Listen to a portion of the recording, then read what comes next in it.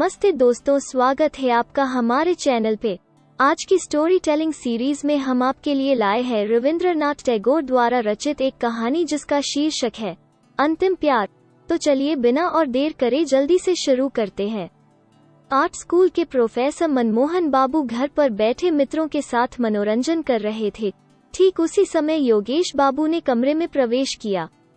योगेश बाबू अच्छे चित्रकार थे। उन्होंने अभी थोड़े समय पूर्व ही स्कूल छोड़ा था। उन्हें देखकर एक व्यक्ति ने कहा, योगेश बाबू, नरेंद्र क्या कहता है, आपने सुना कुछ? योगेश बाबू ने आराम कुर्सी पर बैठकर पहले तो एक लंबी सांस ली, पश्चात बोले, क्या कहता है? नरेंद्र कहता है बंग प्रांत में उसकी कोटि का कोई भी चित्रकार इस समय नहीं है।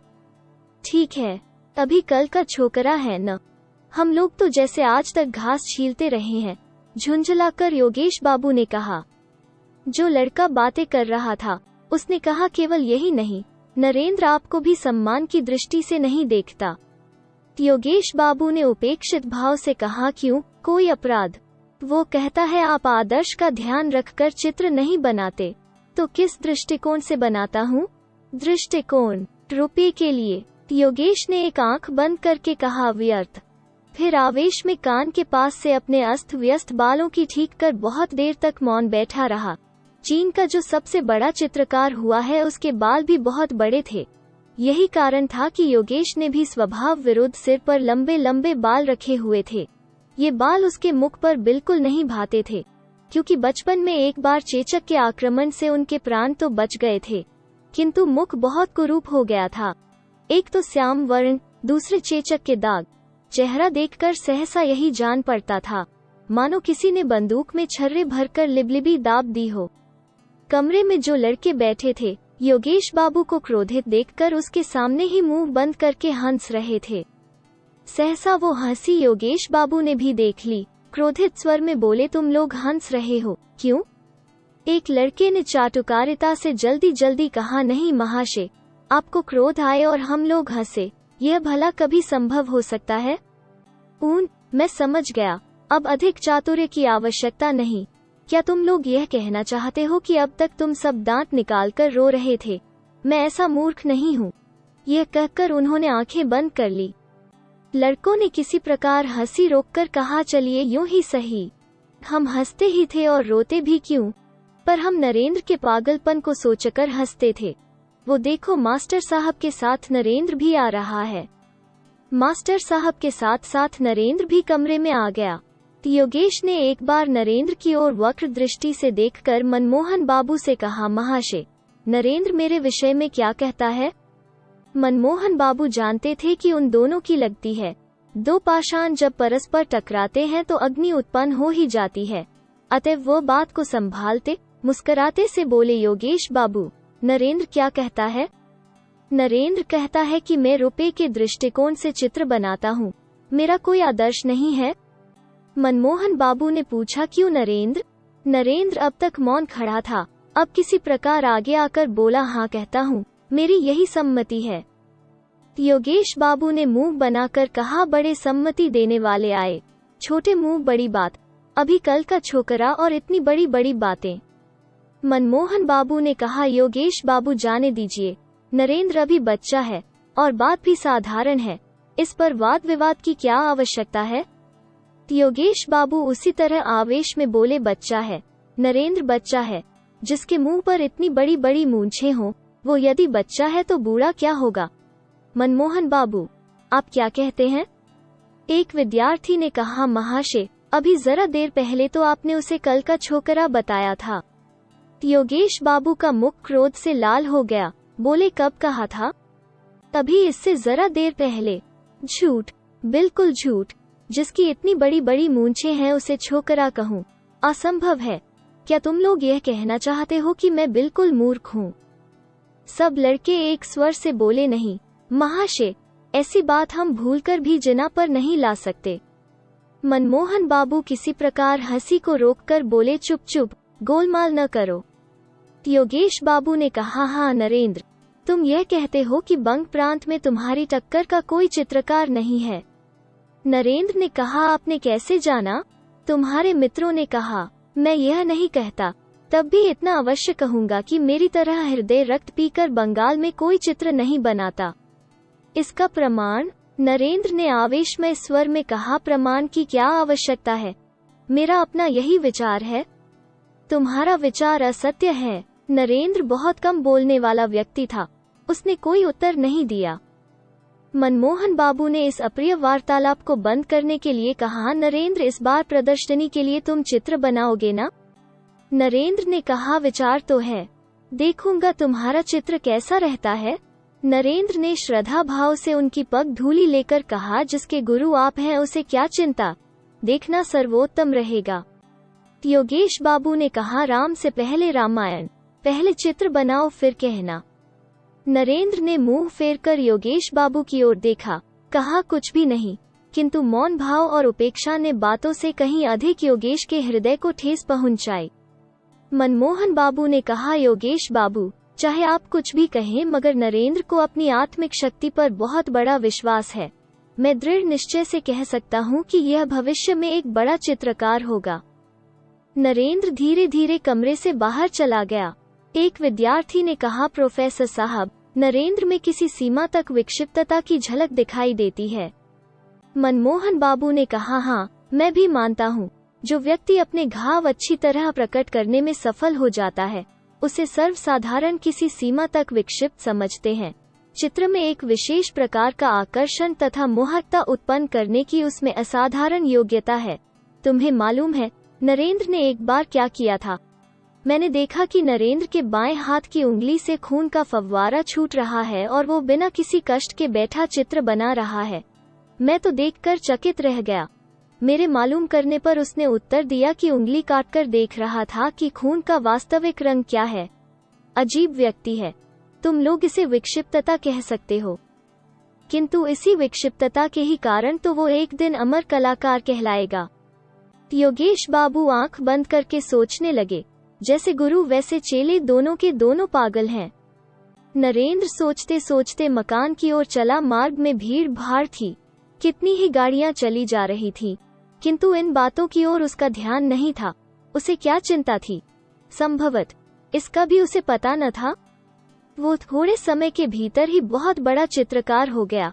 इस थोड़े से समय में वो इतना सुप्रसिद्ध और सर्वप्रिय हो गया था कि उसके ईर्ष्यालु मित्रों को अच्छा न लगा। इन्हीं ईर्ष्यालु मित्रों में योगेश बाबू भी थे। नरेंद्र में एक विशेष योग्यता और उसकी तुलिका में एक असाधारण शक्ति है। योगेश बाबू इसे दिल ही दिल में खूब समझते थे, परंतु ऊपर से उसे मानने के लिए तैयार न थे। इस थोड़े समय में ही उसका इतनी प्रसिद्धि प्राप्त करने का एक विशेष कारण भी था। वो यह कि नरेंद्र जिस चित्र को भी बनाता था, अपनी सारी योग्यता उसमें लगा देता था। उसकी दृष्टि केवल चित्र पर रहती थी। पैसे की ओर भूलकर भी उसका ध्यान नहीं जाता था।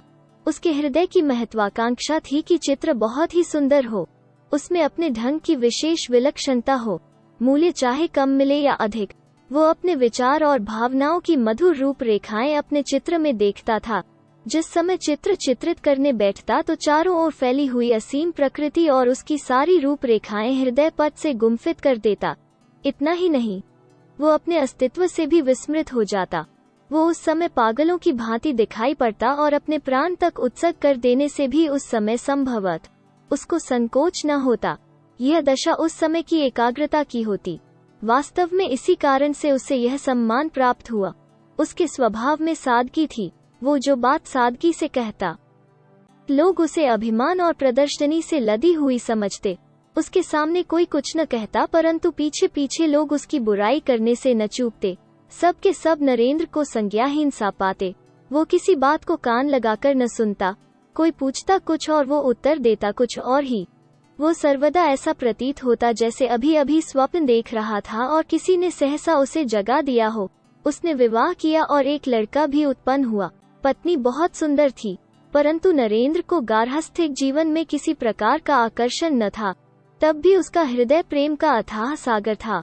वो हर समय इसी धुन में रहता था कि चित्रकला में प्रसिद्धि प्राप्त करे। यही कारण था कि लोग उसे पागल समझते थे। किसी हल्की वस्तु को यदि पानी में जबरदस्ती डुबो दो तो वो किसी प्रकार भी न डूबेगी, वरन ऊपर तैरती रहेगी। ठीक यही दशा उन लोगों की होती है जो अपनी धुन के पक्के होते हैं। वे सांसारिक ख सुख में किसी प्रकार डूबना नहीं जानते। उनका हृदय हर समय कार्य की पूर्ति में संलग्न रहता है। नरेंद्र सोचते सोचते अपने मकान के सामने आ खड़ा हुआ।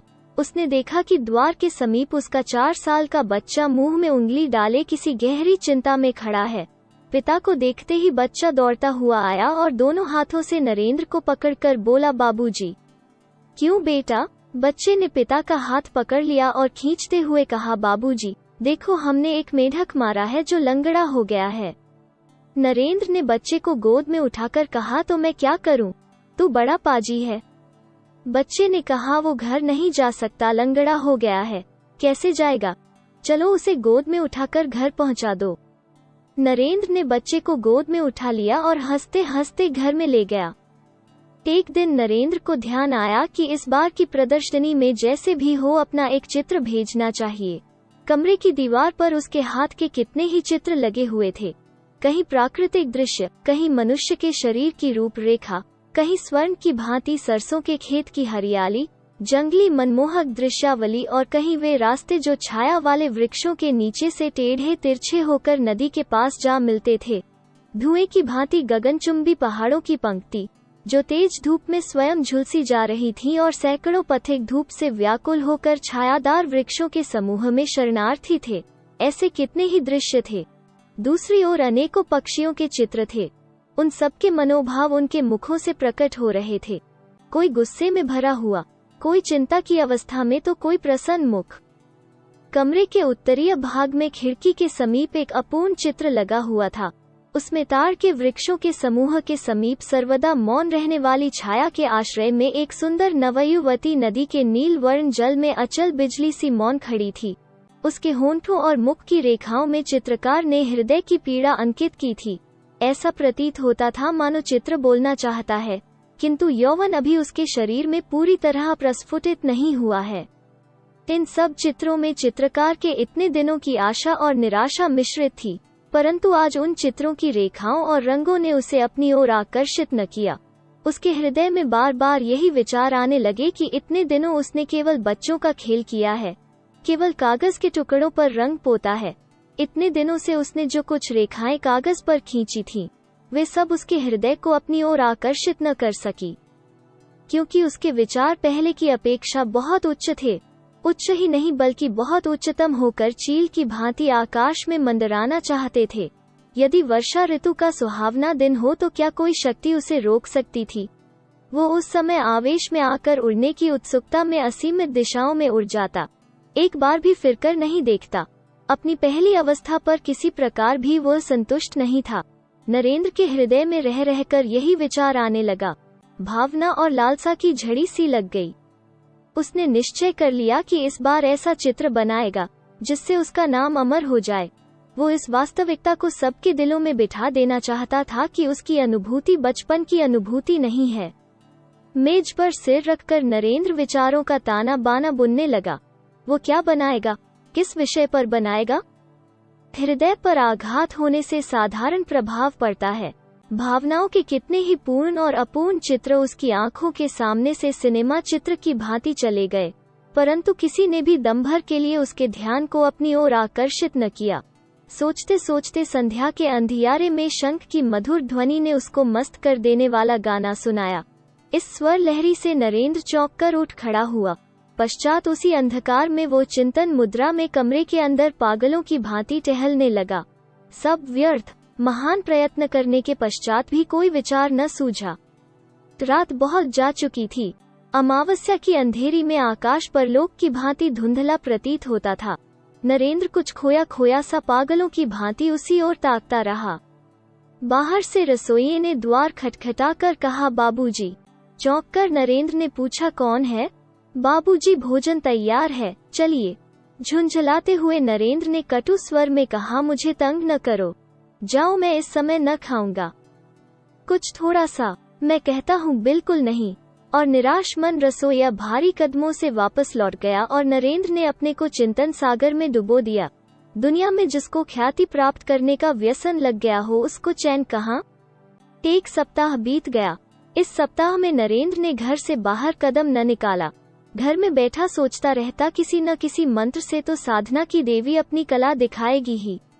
इससे पूर्व किसी चित्र के लिए उसे विचार प्राप्ति में देर न लगती थी, परंतु इस बार किसी तरह भी उसे कोई बात न सूझी। ज्यों-ज्यों दिन व्यतीत होते जाते थे वो निराश होता जाता था। केवल यही क्यों, कई बार तो उसने झुंझला कर सिर के बाल नोच लिए। वो अपने आप को गालियां देता, पृथ्वी पर पेट के बल पड़कर बच्चों की तरह रोया भी, परंतु सब व्यर्थ। प्रातःकाल नरेंद्र मौन बैठा था कि मनमोहन बाबू के द्वारपाल ने आकर उसे एक पत्र दिया। उसने उसे खोलकर देखा। प्रोफेसर साहब ने उसमें लिखा था, प्रिय नरेंद्र, प्रदर्शनी होने में अब अधिक दिन शेष नहीं है। 1 सप्ताह के अंदर यदि चित्र न आया तो ठीक नहीं। लिखना, तुम्हारी क्या प्रगति हुई है और तुम्हारा चित्र कितना बन गया है।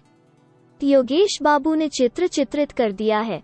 मैंने देखा है, सुंदर है, परंतु मुझे तुमसे और भी अच्छे चित्र की आशा है। तुमसे अधिक प्रिय मुझे और कोई नहीं। आशीर्वाद देता हूँ, तुम अपने गुरु की लाज रख सको। इसका ध्यान रखना, इस प्रदर्शनी में यदि तुम्हारा चित्र अच्छा रहा तो तुम्हारी ख्याति में कोई बाधा न रहेगी। तुम्हारा परिश्रम सफल हो, यही कामना है। मनमोहन। पत्र पढ़कर नरेंद्र और भी व्याकुल हुआ। केवल 1 सप्ताह शेष है और अभी तक उसके मस्तिष्क में चित्र के विषय में कोई विचार ही नहीं आया। खेद है, अब वो क्या करेगा। उसे अपने आत्मबल पर बहुत विश्वास था, पर उस समय वो विश्वास भी जाता रहा। इसी तुच्छ शक्ति पर वो 10 व्यक्तियों में सिर उठाए फिरता रहा। उसने सोचा था अमर कलाकार बन जाऊंगा, परंतु वाह रे दुर्भाग्य, अपनी अयोग्यता पर नरेंद्र की आंखों में आंसू भर आए। रोगी की रात जैसे आंखों में निकल जाती है, उसकी वो रात वैसे ही समाप्त हुई। नरेंद्र को इसका तनिक भी पता न हुआ। उधर वो कई दिनों से चित्रशाला ही में सोया था। नरेंद्र के मुख पर जागरण के चिन्ह थे। उसकी पत्नी दौड़ी दौड़ी आई और शीघ्रता से उसका हाथ पकड़कर बोली, अजी बच्चे को क्या हो गया है, आकर देखो तो। नरेंद्र ने पूछा, क्या हुआ। पत्नी लीला हौंफते हुए बोली, शायद हैजा। इस प्रकार खड़े न रहो, बच्चा बिल्कुल अचेत पड़ा है। बहुत ही अन्य मन से नरेंद्र शयन कक्ष में प्रविष्ट हुआ। बच्चा बिस्तर से लगा पड़ा था। पलंग के चारों ओर उस भयानक रोग के चिन्ह दृष्टिगोचर हो रहे थे। लाल रंग 2 घड़ी में ही पीला हो गया था। सहसा देखने से यही ज्ञात होता था जैसे बच्चा जीवित नहीं है, केवल उसके वक्ष के समीप कोई वस्तु धक धक कर रही थी और इस क्रिया से ही जीवन के कुछ चिन्ह दृष्टिगोचर होते थे। वो बच्चे के सिरहाने सिर झुकाकर खड़ा हो गया। लीला ने कहा, इस तरह खड़े न रहो, जाओ डॉक्टर को बुला लाओ। माँ की आवाज सुनकर बच्चे ने आंखें मली, भर्राई हुई आवाज में बोला, माँ, ओ माँ, मेरे लाल, मेरी पूंजी, क्या कह रहा है। कहते कहते लीला ने दोनों हाथों से बच्चे को अपनी गोद से चिपटा लिया। माँ के वक्ष पर सिर रखकर बच्चा फिर पड़ा रहा। नरेंद्र के नेत्र सजल हो गए। वो बच्चे की ओर देखता रहा। लीला ने उपालंभमय स्वर में कहा, अभी तक डॉक्टर को बुलाने नहीं गए। नरेंद्र ने दबी आवाज में कहा, है डॉक्टर। पति की आवाज का अस्वाभाविक स्वर सुनकर लीला ने चकित होते हुए कहा, क्या। कुछ नहीं, जाओ डॉक्टर को बुला लाओ। तभी जाता हूँ। नरेंद्र घर से बाहर निकला। घर का द्वार बंद हुआ। लीला ने आश्चर्यचकित होकर सुना कि उसके पति ने बाहर से द्वार की जंजीर खींच ली और वो सोचती रही, यह क्या। नरेंद्र चित्रशाला में प्रविष्ट होकर एक कुर्सी पर बैठ गया।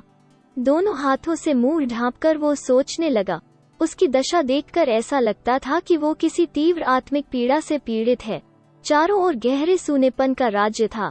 केवल दीवार लगी हुई घड़ी कभी न थकने वाली गति से टिक टिक कर रही थी और नरेंद्र के सीने के अंदर उसका हृदय मानो उत्तर देता हुआ कह रहा था, धक धक। संभवत उसके भयानक संकल्पों से परिचित होकर घड़ी और उसका हृदय परस्पर कानाफूसी कर रहे थे। सहसा नरेंद्र उठ खड़ा हुआ। संज्ञाहीन अवस्था में कहने लगा, क्या करूं, ऐसा आदर्श फिर न मिलेगा, परंतु वो तो मेरा पुत्र है। वो कहते कहते रुक गया, मौन होकर सोचने लगा। सहसा मकान के अंदर से सनसनाते हुए बाण की भांति हाय की हृदय बेधक आवाज उसके कानों में पहुंची। मेरे लाल, तू कहाँ गया। जिस प्रकार चिल्ला टूट जाने से कमान सीधी हो जाती है, चिंता और व्याकुलता से नरेंद्र ठीक उसी तरह सीधा खड़ा हो गया। उसके मुख पर लाली का चिन्ह तक न था। फिर कान लगाकर उसने आवाज सुनी। वो समझ गया कि बच्चा चल बसा। मन ही मन में बोला, भगवान तुम साक्षी हो, मेरा कोई अपराध नहीं। इसके बाद वो अपने सिर के बालों को मुट्ठी में लेकर सोचने लगा। जैसे कुछ समय पश्चात ही मनुष्य निद्रा से चौंक उठता है, उसी प्रकार चौंक कर जल्दी जल्दी मेज पर से कागज, तुलिका और रंग आदि लेकर वो कमरे से बाहर निकल गया। शयन कक्ष के सामने एक खिड़की के समीप आकर वो अचकचा कर खड़ा हो गया। कुछ सुनाई देता है क्या? नहीं, सब खामोश हैं। उस खिड़की से कमरे का आंतरिक भाग दिखाई पड़ रहा था। झांककर भय से थर थर कांपते हुए उसने देखा तो उसके सारे शरीर में कांटे से चुभ गए। बिस्तर उलट पुलट हो रहा था। पुत्र से रिक्त गोद किए माँ वहीं पड़ी तड़प रही थी, और इसके अतिरिक्त माँ कमरे में पृथ्वी पर लौटते हुए बच्चे के मृत शरीर को दोनों हाथों से वक्ष स्थल के साथ चिपटाए, बाल बिखरे, नेत्र विस्फारित किए, बच्चे के निर्जीव होंठों को बार बार चूम रही थी। नरेंद्र की दोनों आंखों में किसी ने 2 सलाखें चुभो दी हों। उसने होंठ चबाकर कठिनता से स्वयं को संभाला और इसके साथ ही कागज पर पहली रेखा खींची। उसके सामने कमरे के अंदर वही भयानक दृश्य उपस्थित था। संभवतः संसार के किसी अन्य चित्रकार ने ऐसा दृश्य सम्मुख रखकर तुलिका न उठाई होगी। देखने में नरेंद्र के शरीर में कोई गति न थी, परंतु उसके हृदय में कितनी वेदना थी, उसे कौन समझ सकता है। वो तो पिता था। नरेंद्र जल्दी जल्दी चित्र बनाने लगा। जीवन भर चित्र बनाने में इतनी जल्दी उसने कभी न की। उसकी उंगलियां किसी अज्ञात शक्ति से अपूर्व शक्ति प्राप्त कर चुकी थीं। रूपरेखा बनाते हुए उसने सुना, बेटा, ओ बेटा, बात करो, जरा एक बार तुम देख तो लो।